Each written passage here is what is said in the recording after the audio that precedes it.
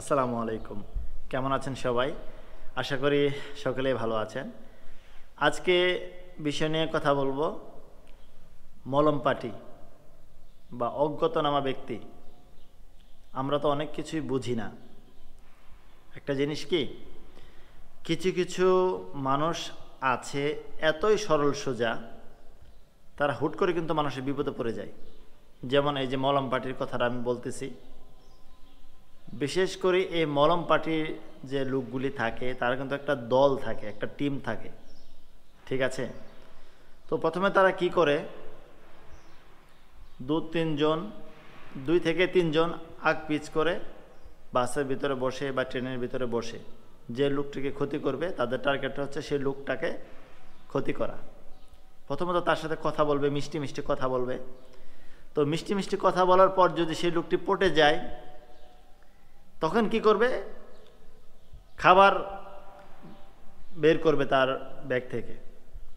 তো সেই খাবারে তো চেতনানাশক মেশানো খাবারের মধ্যে। যে লোকটি খাবে সেই লোকটি তো আর জানে না, সে তো সরল মনে খেয়ে নিল। তো তাকে ভুলিয়ে বালিয়ে তাকে খাবারটুকু খাওয়াবে। তো সাথে সাথে তো আর অ্যাকশন হবে না। মনে করেন যে তাকে প্রায় 10 মিনিট ধরে খাবার খাওয়ালো, 10 মিনিট পরে খাবার খাওয়ানোর পর তাকে পানি দিল। সে পানিটা আবার চেতনানাশক মিক্স দেওয়া, মানে পানির ভিতরে চেতনানাশক দেওয়া। কতটুকু খারাপ এই মলম পার্টিটা!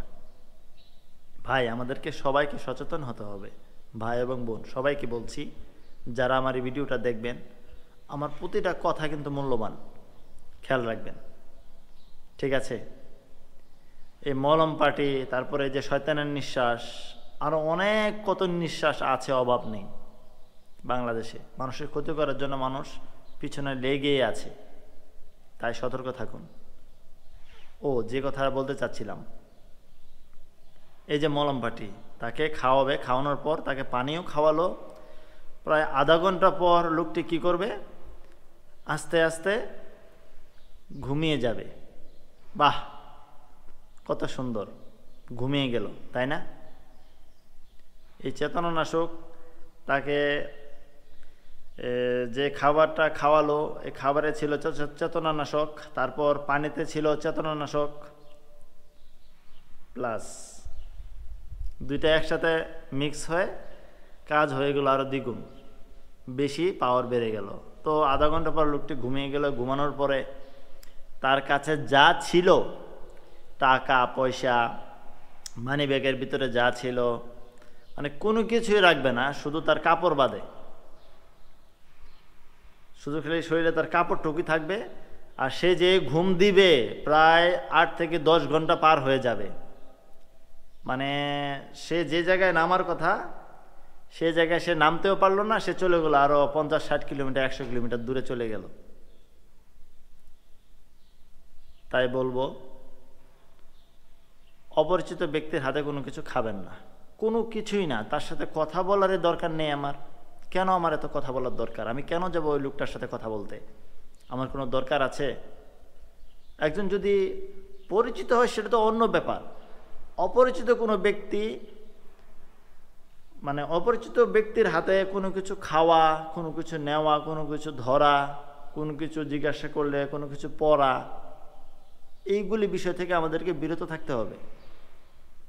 কয়েকদিন আগের ঘটনা, ট্রেনের, লোকাল ট্রেন, মেল ট্রেনে আর কি, একজন যাত্রী মলম পার্টি তাকে অচেতন করে ট্রেনেই ফেলে রেখে চলে গিয়েছে। সেই লোকটির ঘুম ভাঙেই না। এই যে ঘুমাচ্ছে, মানে তার শ্বাস নিঃশ্বাস সব কিছু ঠিক আছে, কিন্তু তাকে এমন খাবার খাওয়ানো হয়েছে, মানে এমন পানি জাতীয় খাবার খাওয়ানো হয়েছে, তার না হোক প্রায় 10 থেকে 12 ঘন্টার পর তার জ্ঞান ফিরবে। আর যখন জ্ঞান ফিরবে তখন তো সে দেখবে সর্বহারা, তার কোনো কিছুই নেই, তার কাছে সব নিয়ে গিয়েছে।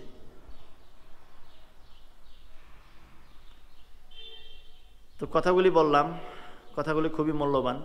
যারা আমার ভিডিওটি দেখবেন ইউটিউবে, অবশ্যই আমার চ্যানেলটিকে সাবস্ক্রাইব করবেন। যারা ফেসবুকে দেখবেন, অবশ্যই আমার পেজে একটা ফলো দিয়ে দিবেন। তো সেই পর্যন্ত সকলেই ভালো থাকুন, সুস্থ থাকুন। সবার জীবন সুন্দর করে কাটুক, ভালো কাটুক। আজ এই পর্যন্তই। নেক্সট আরেকটি ভিডিওতে আবার দেখা হবে। আল্লাহ হাফেজ।